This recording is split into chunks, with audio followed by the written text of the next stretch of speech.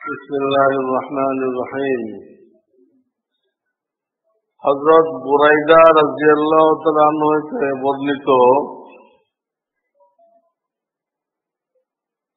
হুজুর সাল্লাল্লাহু আলাইহি ওয়াসাল্লাম ইরশাদ করিয়াছেন, যে ব্যক্তি মানুষের নিকট হইতে খাওয়ার উদ্দেশ্যে খাওয়া মানে পাওয়া কোরআন শরীফ পড়ে, কিয়ামতের দিন সে এমন অবস্থায় আসিবে যে তাহার চেহারায় শুধুমাত্র হাড্ডি থাকিবে, যাহার উপর কোন গোশত থাকিবে না। এই হাদিসটা বিশেষ করে আলেম ওলামা হাফেজ তাদের জন্য আল্লাহ নবী বলেছেন যে তোমরা কোরআনকে আল্লাহর জন্য পড়ো, মানুষের থেকে নেওয়ার জন্য পড়ো না। এই হাদিসের মূল মতলব হলো সব রিসানের উদ্দেশ্যে কোরআন শরীফ পড়ে টাকা নেওয়া। বলা হলো মানুষ থেকে খাওয়ার জন্য পড়ে, এর ব্যাখ্যা কি? আপনারা কেউ ডাকলেন, হুজুর খতম পড়ে আমার আব্বা আম্মার জন্য দোয়া করে দেন, এই খতমের টাকা নিল, এটা এই হাদিসের মধ্যে পড়বে, এই টাকা নেওয়ার কোন সুরত নেই।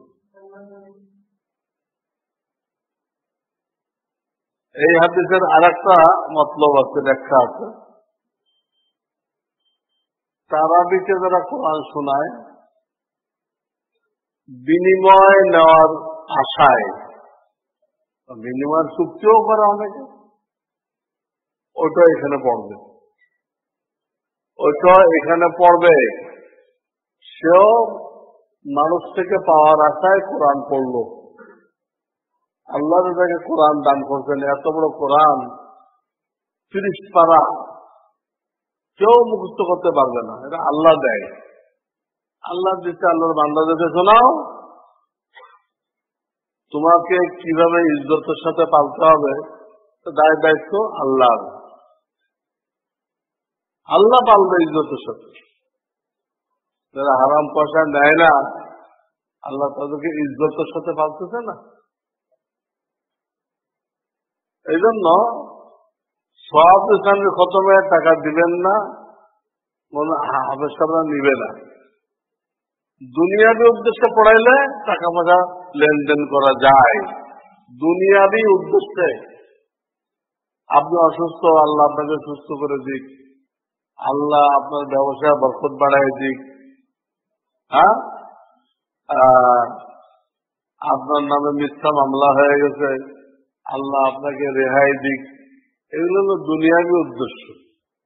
এখানে পয়সা করে দেওয়া নেওয়া জায়েজ, এটা জায়েজ। সব দেশানি সব পৌঁছানো হবে কারো রুহে, ওর বিনিময়ে দেওয়াও দিবেন, যে ওটাও গোনা হবে, দিবে তারও গোনা হবে। এই তার একার গোনা। হারাম দিলেন কেন? হারাম পয়সা দিলেন কেন?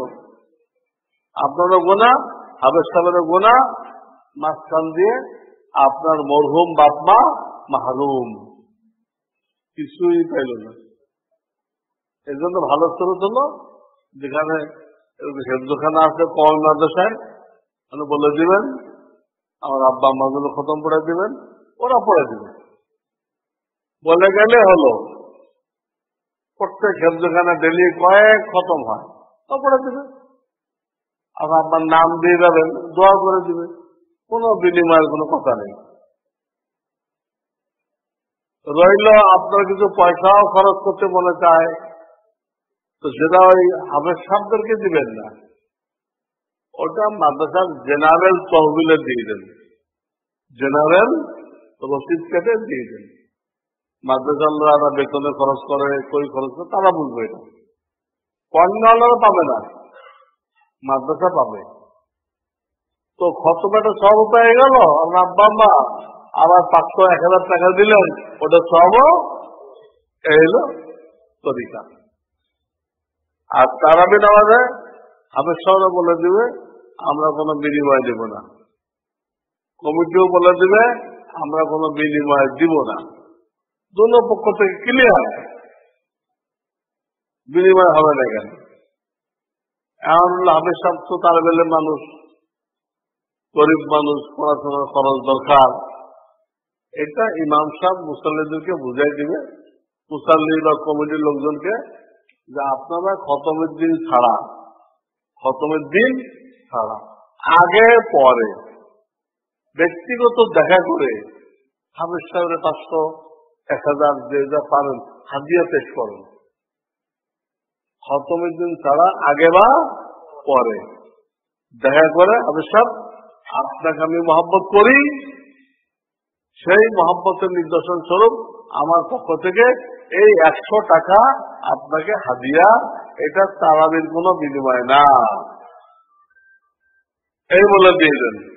চান্দা তুলবেন না, মসজিদ ফান্ড থেকে দিবেন না, গণচান্দা তুলবেন না, যারটা সে দিয়ে দেবে। এই থেকে কেউ না যায় বলে নেই, বিলকুল হালাল। আমরা মানুষকে যতই বুঝাই ওই হালাল ভাবে দেন, যার পিছনে ইক্তেদা করতেছেন তাকে হারাম খাওয়ায়েন না, যার পিছনে আপনি ইক্তেদা করতেছেন হারাম খাওয়াবেন কেন? কিন্তু লোকেরা বোঝে না, উল্টা আমাদের সমালোচনা করে, হাফেজ সাহেবদের পেটে লাথি মারছে, টাকা নেওয়া যাবে না, তাই করছি আমি। হারাম পথটা নিষেধ করছি, হালাল পথটা জানাই দিচ্ছি, হারামটা ছেড়ে দেন, হালাল পথে আসেন, আপনারা অনেক সব হবে। দানের থেকে হাদিয়ায় সব বেশি।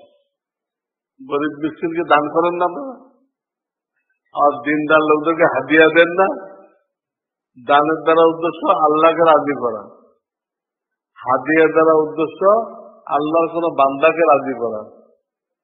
কিন্তু আল্লাহ বলতেছে আমাকে রাজি করার নিয়ত করলে যা সব, আমার কোন বান্দাকে রাজি করার নিয়ত করলে আমি তার থেকে বেশি সব দিব। এই জন্য দানের থেকে হাদিয়াতে সব বেশি পাওয়া যায়। অথচ নিয়ত করছেন আল্লাহ আল্লাহ আল্লাহ আল্লাহ, সব নিয়ত কি নিয়ত? আল্লাহ বান্দাকে নিয়ত করছি, এই লোকটা আল্লাহ দিনের কাজ করে, আমি হাদিয়া দিলাম। এই কথাটা অনেকে বুঝতে পারছে, আমি যে কথাটা বললাম এই কথাটা অনেকে বুঝতে পারছে। বুঝতে পারে তারা কি করে, তারা ডিসি সাহেবকে কিছু দেয় না, ডিসি সাহেবকে কিছু দেয় না, কারণ ও ডিসি সাহেব মেয়ে আছে পিচ্ছে একটা, ওর একটা চেন দিয়ে দেয়। আমি জাহেজ করতেছি না, এই কথাটা আমি একটা মিসাল দিলাম, ঘুরছি জাহেজ আছে নাকি, কিন্তু আমি দেখাই দিচ্ছি যে এই জিনিসটা তো ওনাকে দিতে পারতো, ওনাকে না দিয়ে কাকে দিল? মেয়েকে দিল, ডিসি সাহেব বিবিকে দিল। ডিসি সাহেবকে দিলে না খুশি হইতো, তার থেকে তার বিবিকে দেওয়াতে, তার মেয়েকে দেওয়াতে ডিসি সাহেব বেশি খুশি হবে না কম খুশি হবে? হ্যাঁ, তারা জানতে পারছে যদিও হারাম কাজ করছে। কোন জরুরতে ঘরের মধ্যে মা বোন বাবা মা আরামদান নিয়ে জামাত করলে কি নামাজ হবে? প্রবল বৃষ্টি আসা যাচ্ছে না, এমন সময় যদি আপনি কি করেন, ঘরে জামাত করেন, ইসলামী নকশা আছে না, এই যে বিল্ডিং এর প্ল্যান বানায় ইঞ্জিনিয়াররা, ওরা ইসলামী নকশা জানে না। কিন্তু অনেক ইঞ্জিনিয়ারকে আমি শিখাইছি, কেউ ইসলামী নকশা চাইলে কেমনে দিবেন? ইসলামী বিল্ডিং বানাবেন, আপনি তো পড়ছেন খ্রিস্টানদের, কেমনে দিবেন? আমি বলে দিই, যতগুলো রুম আছে বেডরুম, সবটার সাথে কি থাকতে হবে? ভিন্ন টয়লেট, ভিন্ন উজু গোসল। ওই জায়গায় হয়ে যাবে, কিন্তু যা জায়গা আছে ওটা হয়ে যাবে ভিন্ন। সব রুমের সাথে অ্যাটাচ, টয়লেট ভিন্ন, উজু গোসল ভিন্ন। এই একটা শর্ত। 2 নম্বর শর্ত হলো একটা ছোট্ট জায়গা থাকবে ইবাদত খানা। ওখানে বিভিন্ন কিতাব রাখা থাকবে, বেশিজন রাখা থাকবে, এই তবলিগের নিসাব রাখা থাকবে, এগুলো রাখা থাকবে। ওখানে মা বোনরা নামাজ পড়বে। এই রমজানের শেষের দশকে ওখানে কি করবে? ইতিকাফ করবে। বিশেষ কারণে যখন আপনি মসজিদে আসতে পারলেন না, সবাইকে নিয়ে ওই জায়গায় জামাত পড়লেন, প্রবল বৃষ্টি বা খোদা লেখা কোন এলাকায় কারফিউ জারি হয়ে গেছে, রাস্তায় নামা নিষেধ, নামলে গুলি, তো কি করবেন? জামাত আগে যাবে, ওইখানে জামাত পড়বে। এই দ্বিতীয় শর্ত হলো বিল্ডিং এর মধ্যে ইবাদতের জায়গা থাকতে হবে। মানে মহিলারা 5 ওয়াক্ত নামাজ পড়বে, রমজানের শেষ দশকে ইতিকাফ করবে। 3 নম্বর শর্ত, গেট থেকে ঢুকতেই বেপর্দা না হয় এমন ভাবে মেহমানখানা বানাইতে হবে, যে মেহমানখানার সাথে ওই টয়লেট, বাথরুম সম্পূর্ণ সেপারেট। মেহমানখানার যে রুম, ওই রুমের সাথে হবে। এটা কোন জরুরতে মেহমানকে নিয়ে ভিতরে ঢুকতে হবে না। কটা শর্ত হলো?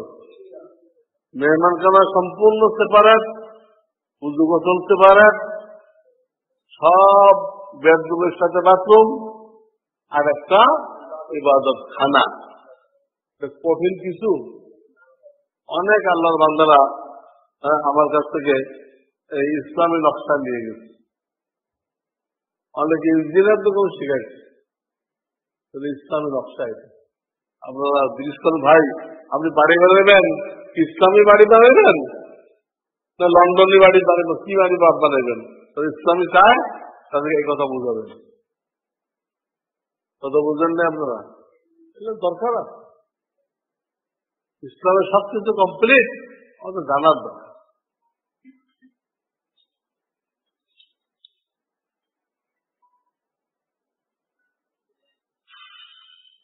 আর এক ভাই প্রশ্ন করছেন, আমার 4 লক্ষ টাকা আছে, যা ব্যবসায় একজনকে দেওয়া আছে 2 বছর ধরে, কিন্তু সেটা থেকে তেমন কিছু পাচ্ছি না, এই টাকা জাকাত দেওয়া লাগবে কিনা? মূলধনও ফেরত দেয় না। ধরনের বিনিয়োগ করছিলেন, তো বলা ছিল না কতদিন পর পর হিসাব হবে, বিনিয়োগ করবেন, ইনভেস্টমেন্ট, তো বলতে হবে 6 মাস কি 1 বছর মাথায় কি হবে, হিসাব হবে। আমাকে 100-র মধ্যে 30% দিবেন কি 40% দিবেন, তো বলা থাকতে ক্লিয়ার। ওই তারিখে লাভ হোক, লস হোক, যাই হোক, হিসাব করতে হবে। কারণ আপনিও মাসে জানেন না, যারা দিচ্ছেন এও জানে না। এখন বর্তমানে লাভ যখন দেয় নাই, দিলে জাকাত দিবেন, না দিলে নেই। বাকি মূল টাকার উপর আপনি জাকাত দিয়ে দেন। আপনি মূল টাকা থেকে নিরাশ হয়ে যান, এও পাওয়া যাবে না, তাহলে আর ওই টাকার জাকাত দেওয়া লাগবে না।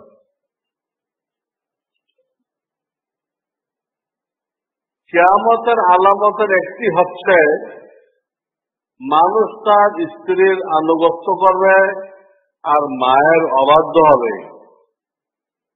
হাদিসে আছে স্বামী স্ত্রী জায়েজ নাজায়েজ, স্বামী স্ত্রীর জায়েজ নাজায়েজ সব ইচ্ছা পূরণ করবে।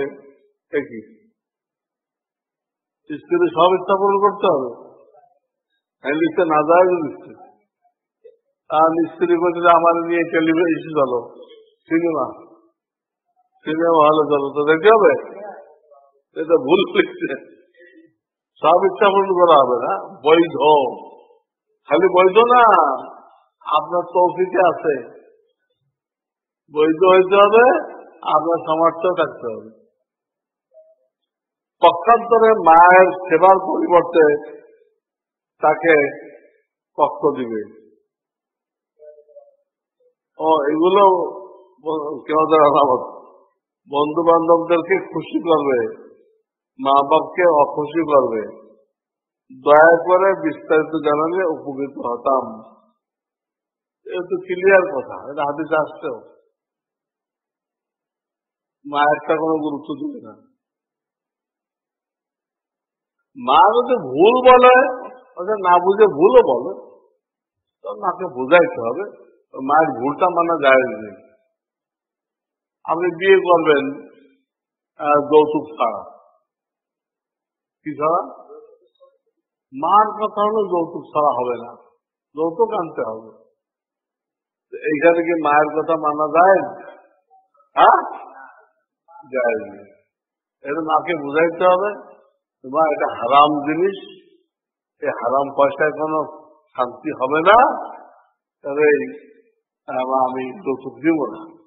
আল্লাহ রসুল মানা করছেন, বুঝাইতে হবে। বুঝে আপনি যৌতুক ছাড়া করবেন। এই যদি মা কষ্ট পায়, মা বদদোয়া দেয়, আপনার কোনো ক্ষতি হবে না। আপনি বুঝাই দিয়ে খালি কি করবেন, বুঝাবেন। তারপরে কষ্ট হলো, আপনার কোনো ক্ষতি নেই। বদদোয়া দিলেও সব বদদোয়া কাজে লাগে না। অনেকে মনে করে বাপ মা বদদোয়া দিলেই লাগবে, উস্তাদে বদদোয়া দিলেই লাগবে। এত পাইকারি না জিনিসটা, এত পাইকারি না। হ্যাঁ, বাপ মা উল্টা করতেছে, আমার তার বদদোয়া লাগবে। উস্তাদ ভুল করতেছে, আপনি করে হুজুর এটা করেন না, আমার তার বদদোয়া লাগবে। হুজুরে ভুল করতেছে, আপনি হুজুরের ভুল ধরাই দিলেন, হুজুর আপনার বদদোয়া দিল, এই বদদোয়া লাগবে? তো হুজুরে বাঁচাই দিলেন, সব পাবেন। এই শতাব্দীর মুজাদ্দিদকে ওলামায়ে কেরাম মনে করেন এখন 15 শতাব্দী চলতেছে, 15 শতাব্দী চলতেছে। এই শতাব্দীর মুজাদ্দিদ ছিলেন হযরত মাওলানা শাহ সৈয়দ আবরারুল হক রাহমাতুল্লাহ আলাইহি। তিনি এই শতাব্দীর কি ছিলেন? মুজাদ্দিদ ছিলেন। তিনি উলামায়ে কেরামকে সংশোধন করে গেছেন। ওনার সাথে যারা জুড়ে ছিল বা এখনো জুড়তেছে, তারা কেমন যেন ওই মুজাদ্দিদের সাথে জুড়তেছে। দিনের মধ্যে যত ভুল ভ্রান্তি ঢুকে গেছিল, সব উনি ঠিক করে দিয়ে গেছেন। কি করে দিয়ে গেছেন? দেখে ওনার সিলসিলায় ঢুকছে বা ঢুকবে, ঢুকছে বা ঢুকবে, তারা কার সাথে কানেক্টেড হয়ে গেল? এই জামানার মুজাদ্দিদের সাথে কানেক্টেড হয়ে গেল, মিলিত হয়ে গেল। এই জন্য আমি একটা কিতাব লিখছি, সেই কিতাবের নাম হলো মালফুজাতে মুজাদ্দিদের দ্বীন। মুখ নিশ্চিত দ্বীনি কথাকে মালফুজাত বল। সরাসরি আয়াত না হাদিস না, কিন্তু কোরআন হাদিসের কি ব্যাখ্যা। কোন বুজুর্গ লোক থেকে কোরআন হাদিসের ব্যাখ্যা তার ভাষায় যে বের হয়, এটার নাম কি? তো আমার শায়েখ, আমার মুর্শিদ এই জন্য যেসব কথা বলছেন, এর কিছু কথা যেগুলো আমি শুনছি, আমি জানছি, এইগুলো একটা বইতে এক জায়গায় করছেন। সে বইটার নাম কি দিচ্ছি? মালফুজাতে মুজাদ্দিদে দ্বীন। ওই নামের মধ্যে ইঙ্গিত হয়ে গেছে যে এই জামানার মুজাদ্দিদ কে ছিল। এই নামের মধ্যে কি হয়ে গেছে? ইঙ্গিত হয়ে গেছে যে বুঝতে সে বুঝছে, না বুঝলে কিছু করার নেই।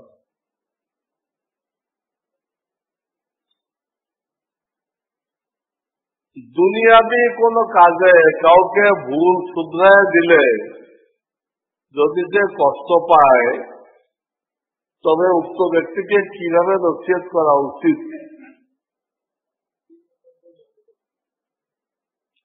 দুনিয়াবি কোনো কাজে দিন দেখে নাই, দিনের ব্যাপারও তো ভুল হয়, তাই না? আসলে হাত তুলতে কান বাড়ানো এইভাবে দেখতেন কিভাবে? আর আমার হাত দেখতেছেন, আপনি বলেন ভাই এইভাবে হাত তুলে দয়া করে আপনি হাতটাকে এইভাবে তুলুন। মহব্বতের সাথে বলবেন, দরদের সাথে, তার ইজ্জত বজায় রেখে, ইজ্জত বজায় রেখে। উনি ইজ্জত বজায় রাখে না, আমাকে বলে এই ভাই হাত তুললেন, কোন গাধাতে শিখতে দেন? কোন গাধা থেকে শিখছে? এটা আপনার কথা মানবে, পয়লা গাধা বানাইছিলেন। এদের ইজ্জতের সাথে বলতে হবে, মহব্বতের সাথে, বুঝছেন না? রসুলের নাতি হাসান হুসাইন একটা কিস্তা আছে না? রসুলের নাতি হাসান হুসাইন তাদের কিস্তা আছে। ওনারা মসজিদে, ওনারা তো নাবালে মসজিদে ছিল, একটা চাষা নিয়ে আসে, চাষা নিয়ে, এই চাষা নিয়ে এই পাজামা টাকনুন দিচ্ছে, টাকনুন দিচ্ছে। এত বড় মুরব্বীর তো ভুল করা যায় না, তাই ভুল করা যায়, পিস্তি পিস্তি।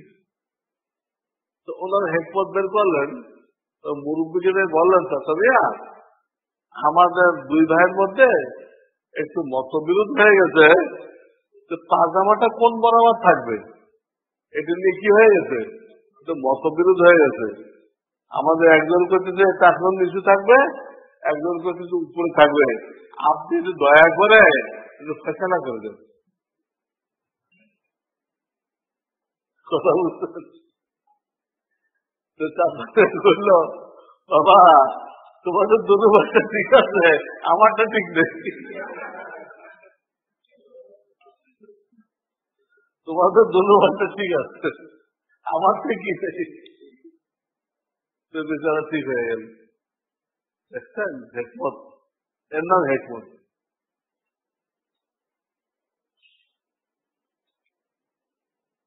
সংবাদপত্রে বিভিন্ন অপরাধমূলক ঘটনার বর্ণনা দিতে গিয়ে যেসব দোষত্রুটির বর্ণনা দেওয়া হয়, সেগুলো পড়লে কি গীবতের গুনাহ হবে? পড়লে তো গীবতের গুনাহ হবে না, আপনি বলে বেড়ান, বলে বেড়ান, তখন গীবতের গুনাহ হবে। খারাপ জিনিস প্রচার করা, প্রসার করা, পত্রিকাদের এত ব্যাখ্যা সহ লেখা, তো ব্যাখ্যা সহ, এটাও গলত। আমাদের দেশের সাংবাদিকরা ইসলাম সম্পর্কে জানে না, ওরা যে আমাদের ট্রেনিং দিত ইসলামী সাংবাদিকতা কি, তাহলে এমন ভাবে লিখত যে অনেক অন্যায় বন্ধ হয়ে গেছে। তারা যেভাবে লেখে বন্ধ তো হয় না, হ্যাঁ অন্যায় বাড়ে। কারণ এই পদ্ধতি যারা জানতো না, তারা ওই পত্রিকা পড়ে ওই হাইজাকার ইত্যাদি পদ্ধতিগুলো শেখে, শিখে ওটাই অ্যাপ্লাই করে, জারি করে। এতে অন্যায় আরো বাড়ে, বেহায়া হয়ে যায় মানুষ। এটা কোনো সাংবাদিকতার ভিতরে পড়ে না, অন্যায়কে তারা ছড়াই দিচ্ছে না জানার কারণে। কারণ বুঝতে পারলেন যে এই ধরনের নিউজ তার পড়ার দরকার নেই, ওটা পড়ারই কি নেই, সব নিউজ কি পড়ার দরকার আছে? কে কোন অন্যায় করছে তা আপনি জানলে কি হয় না, আমার কয় মুসলমান সম্পর্কে বদগুমানি হবে, কি হবে? বদগুমানি হবে, মন খারাপ হবে, হবে না? রহমানিয়া মাদ্রাসা নিয়ে যখন একতলাফ হয়ে গেল, তখন জামাত শিবিরের সংগ্রাম সহ কয়েকটা পত্রিকা কয়েক মাস আমার বিরুদ্ধে লিখছে।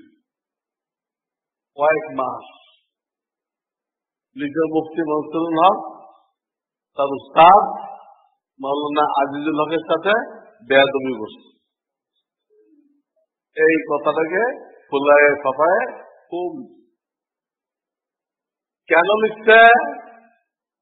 যে আমার কোন বয়ান, আমার কোন কিতাব জামাত শিবির মওদুদের বিশ্বাস যে গুমরাহি, হ্যাঁ, এর থেকে খালি নেই।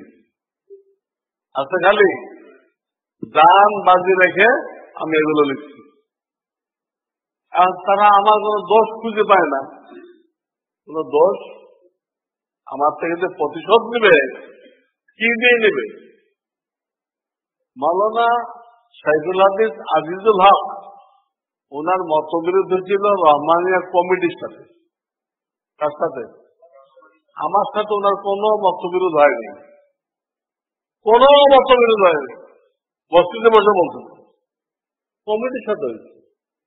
উনি রাজনীতিতে ছাত্র ব্যবহার করতেন, কমিটি এটা মানত না যে আমরা এই জন্য বিল্ডিং করে দেইনি। কমিটি বলতো আপনি ছাত্র নিয়ে যাবেন লং মার্চ করতে, আর ছাত্ররা জেলে চলে যাবে, এই জন্য আমরা এই বিল্ডিং করে দেই নাই। আপনি তখন অর্ডার করছিলেন ছাত্র ব্যবহার করবেন না, এখন করেন কেন? সমস্ত ঝগড়ার গোড়া এই জায়গাটায়। বুঝতে পারলাম? উনি খেলাফত মজলিস করতেন, আর পার্টিতে তো লোকজন নেই, এই পার্টিতে কোনো লোকজন নেই। সব বড় করলে হয়তো 18-19 জন হবে ওনার পার্টির লোকজন। সাইনবোর্ড সর্বোচ্চ পার্টি, তার মিছিল করবে কারো দিয়ে? সম্বল হলো ওই মাদ্রাসার তিন ছাত্রগুলো হলো। আরে এদের আপনার মিছিল করতে পাঠাইছে, এদের বাবা মিছিল করতে পাঠাইছে, বা আপনারা তাদের খাওয়ার খরচ দিচ্ছেন জাকাত থেকে, কি মিছিল করতে? বা পথ পাঠায় মিছিল করতে? আপনারা মাদ্রাসা চান্দা দেন এই জন্য না, ছাত্র খুব মিছিল করুন আর পাবলিকের গাড়ি ভাঙুক, এই জন্য দেখাবেন। এইটা নিয়ে মতবিরোধ হয়েছিল কমিটির সাথে ওনার। কিন্তু এই কতগুলো শয়তান পত্রিকা এটাকে সুযোগ নিল, নিয়ে উদুর পিন্ডি বুদুর ঘাড়ে, উদুর পিন্ডি বুদুর ঘাড়ে মতবিরোধ হয়েছে কমিটির সাথে। ওরা কালার দিল কি যে মতবিরোধ হয়েছে আমার সাথে। আমি হলাম পিপিলিকা আর উনি হলো হাতি। হাতি আর পিপিলিকা মতবিরোধ হয় কিভাবে বুঝান তোমারে? এক দলে হলো পিপিলিকা আর এক দলে কি হাতি, কিভাবে ই হবে মতবিরোধ হবে আমার বুঝান হবে নাকি? সমান সমান লাগে। হাতির সাথে একটা মহিষ কইতেন, তাও তো হয়েছে। হ্যাঁ, মহিষটার হাতি হয়েছে, আমি তো পিপিলিকা, আমি ওনার সাথে মোকাবেলা করবো কিভাবে? আমার কি কোনো পার্টি আছে? আমি কি জীবনে রাজনীতি করছি? আমার তো কোনো পার্টি নেই। হ্যাঁ, আমি মোকাবেলা করলাম কিভাবে? এই পত্রিকাগুলো জামাত শিবিরের পত্রিকা, আরো কয়েকটা পত্রিকা, ইনকিলাব তো তারা কিনে নিতে লইল, মানে ইনকিলাব পত্রিকা সমান আমার বিরুদ্ধে লিখছে।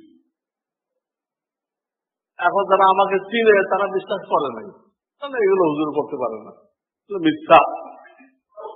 আর কিছু লোক ওইগুলোকে মনে করছে জিব্রাইলের ওহী, জিব্রাইলের ওহী। তারা বিশ্বাস করে আমার ব্যাপারে কুধারণা করছে। আমার কি ক্ষতি হয়েছে? কুধারণা করলে আমার কোনো ক্ষতি হয়েছে? তাদের নেকিগুলো আমি পেয়ে গেছি। যে লোকগুলো আমাকে জিজ্ঞেস না করে আমার ব্যাপারে কুধারণা করলো, তাদের উচিত ছিল আমার সাথে আমাকে জিজ্ঞেস করা, বুঝলেন আপনি কি ওনার সাথে বেয়াদবি করছেন? আমি আগে বয়ান করতে গেছিলাম রাজশাহী শহরে। ওখানে বয়ানের মধ্যে এক আলেম আমাকে প্রশ্ন করলো, যদি আমরা পত্রিকা পড়ছি আপনি নাকি আপনার উস্তাদের সাথে বেয়াদবি করছিলেন। তাহলে শোনেন, আমার উস্তাদের 5 ছেলে এখনো জিন্দা আছে। কয় ছেলে? 5 ছেলে।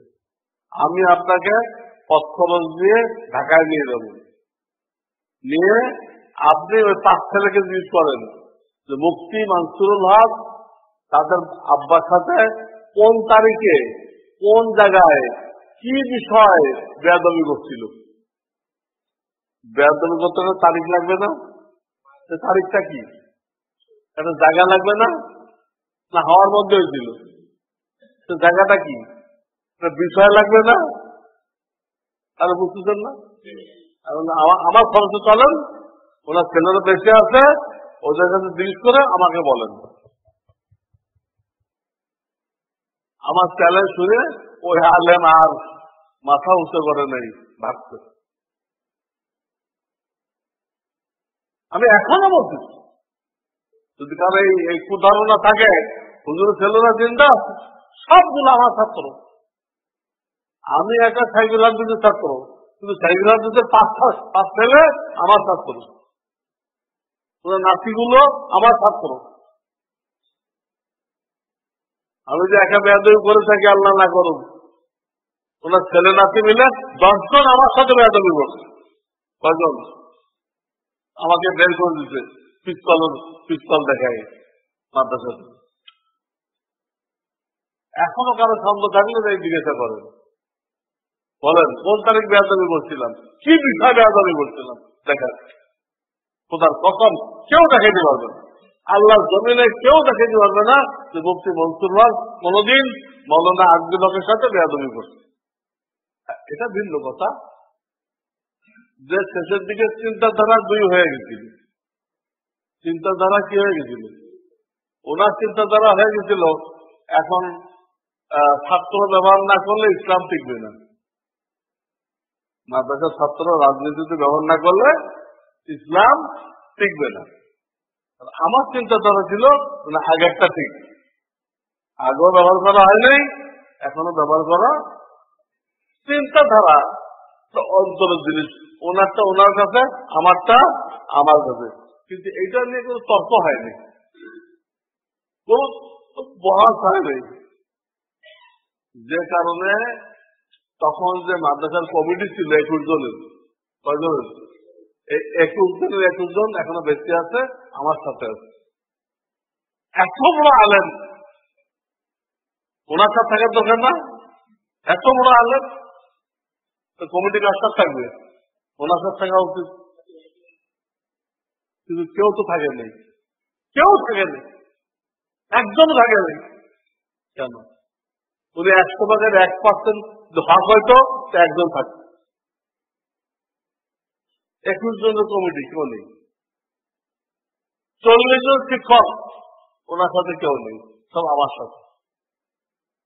40 জন শিক্ষক, ওনার সাথে কেউ নেই, আমার সাথে। 313 জন লাইফ মেম্বার, ওনার সাথে কেউ নেই, আমার সাথে। ওই জামানাতে ছাত্র ছিল 1000, কেউ ওনার সাথে যায় নেই, তা আমার সাথে।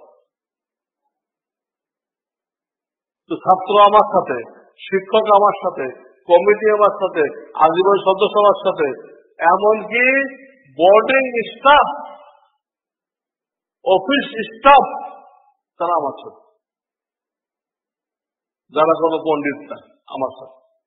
যার মনে হয় দেখে আছেন মোহাম্মদ কিন্তু অনেক দূরে, জোর করা তো পত্রিকা অনেক মিথ্যা নিউজ থাকে। এই সব কথার উদ্দেশ্য হল পত্রিকা কি করে, অনেক মিথ্যা নিউজ থাকে। এই জন্য পত্রিকার কোন কথা তাকিদ না করে আপনারা বিশ্বাস করবেন না।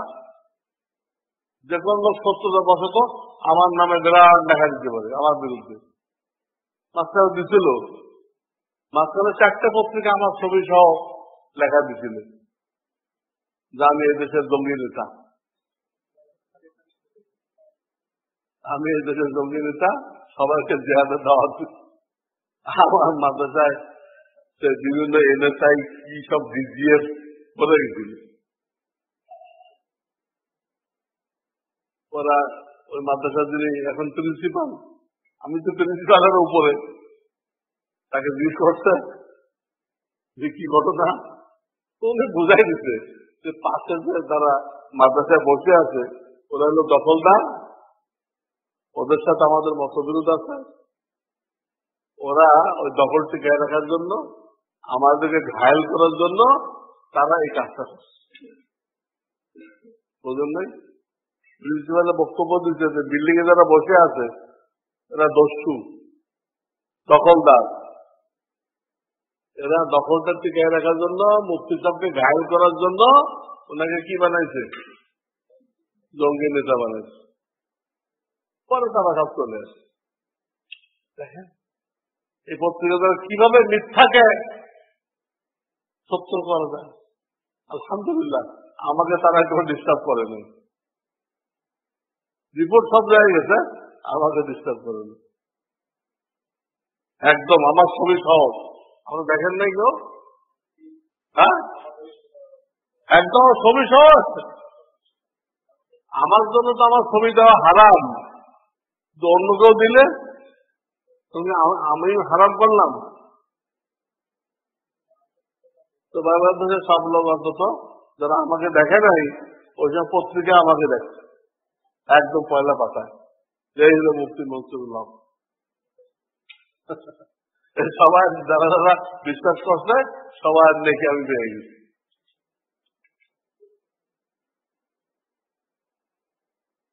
কোন ক্ষেত্রগুলোতে মানুষের দোষ বললে গীবত হয় না? কেউ অন্যায় করতেছে তাকে কানে কানে বলে দিলেন, তার মুরব্বীকে বলে দিলেন, তার শিক্ষককে বলে দিলেন, এটা কি হবে না? গীবত হবে না। একই কাজ, একটার নাম গীবত, একটার নাম খায়ের খাই। একটার নাম গীবত, একটার নাম কি শুভ কামনা। তাবলীগের সাথে সংশ্লিষ্ট কেউ কেউ বলেন, যারা 3 দিন বা 40 দিন সময় লাগিয়ে মানুষকে দিনের কথা বলে, তারাই শুধু দাওয়াত ও তাবলীগের কাজ করছেন।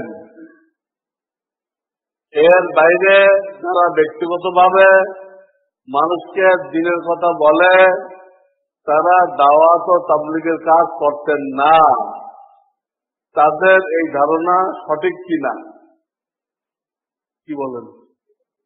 সঠিক? তাবলীগের বিভিন্ন সূরত আছে, ওইটাও তাকরীরটাও তাবলীগের একটা সূরত, কিন্তু ওটাকে একমাত্র তাবলীগ মনে করা গুমরাহি। ওইটাও একটা সূরত। কারণ তাবলীগে যে কিতাব পড়া হয়, একটা কিতাবের নাম ফাজাইলে তাবলীগ। ওই কিতাবের লেখক লিখতেন, মুয়াজ্জিন যে আযান দিচ্ছে তিনিও দাওয়াতের কাজ করতেছেন। ওলামায়ে কেরাম যে নিঃস্বার্থ ওয়াজ করতেছে, অনেকে নিঃস্বার্থ করে না, তারা দাওয়াতের কাজ করতেছেন। অনেক আলেমরা দ্বীনি বই রচনা করতেছেন, তারাও দাওয়াতের কাজ করতেছেন।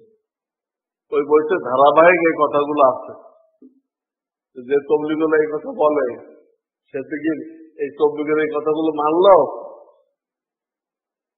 তাবলীগে যে কিতাব পড়া হয় সেই কিতাব কথা সে মানল, পড়ে নেই, জানেও না কিছু। তো এটা নিয়ে পরেশান হওয়ার দরকার নেই, কোন বুঝবান লোকেরা এই ধরনের কথা বলে না। হ্যাঁ, নিজের যারা মূর্খ, হ্যাঁ বাংলা হলো গণ্ড মূর্খ, পরে বাড়াবাড়ি করে ফেলে। কি করে ফেলে? এটা মনক্ষুণ্ণ হওয়ার দরকার নেই। স্বামী স্ত্রী 1000 টাকা জমা দিয়েছে, গতকাল স্বামী ইন্তেকাল করেন, এখন ছেলেকে সাথে নিয়ে হজ করতে চাই, ইদ্যত শেষ না করে হজ করলে হজ আদায় হবে কিনা? না। টাকা জমা দিতে স্বামী মারা গেছে, তো মহিলাকে 4 মাস 10 দিন ইদ্যত পালন করতে হবে না? 4 মাস। এই ইদ্যতের মধ্যে হজ করা জায়েজ নেই। শুধু ছেলেকে নিয়ে গেলে হবে, মা আরাম হয়ে গেল, স্বামী নেই, কিন্তু কি আছে? কিন্তু ইদ্যতের মধ্যে হজ করা জায়েজ নেই। ইদ্যতের মধ্যে বাড়ির থেকে বের হওয়া জায়েজ নেই। এই বছর হজে যাওয়ার কোন সুরত নেই।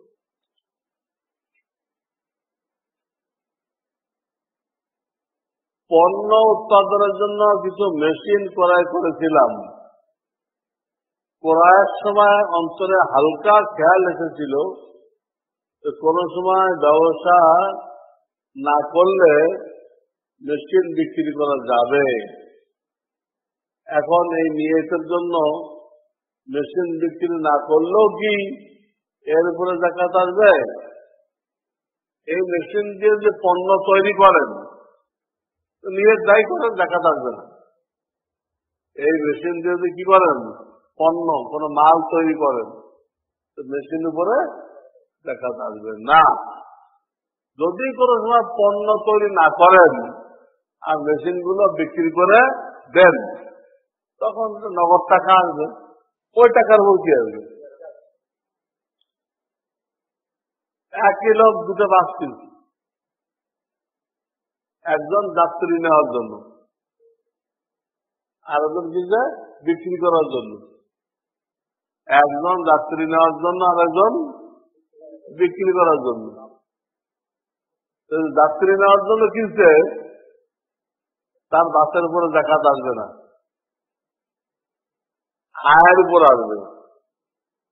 আর যে বিক্রি করার জন্য কিনছে, তত ব্যবসার মান। আপনারা দুইজনে দুটো প্লট কিনছেন, একজন কিনছেন বাড়ি করার জন্য, আরেকজন কিনছেন দাম হলে বেচবেন। বুঝছেন আমার কথা? বাড়ি করার জন্য যিনি কিনছেন, তাহলে প্লটের বর্তমান মূল্যের উপরে যাকাত আসবে না। আর যিনি দাম বাড়লে বেচবেন, তার প্রত্যেক বছর কি করতে হবে? বুঝছেন তো? কারখানার উপরে, মিল কারখানার যাকাত নেই, উৎপাদনের উপরে যাকাত। যে বাড়ি ভাড়া দিয়ে রাখছেন, বাড়ি তৈরি করতে খরচ লাগছে না, খরচের উপর যাকাত নেই। বাড়ি ভাড়া পাবেন, ওটাতে কি যাকাত আছে।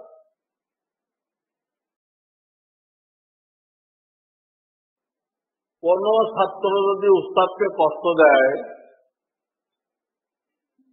বেয়াদবি করে এবং ক্ষমা না চায়,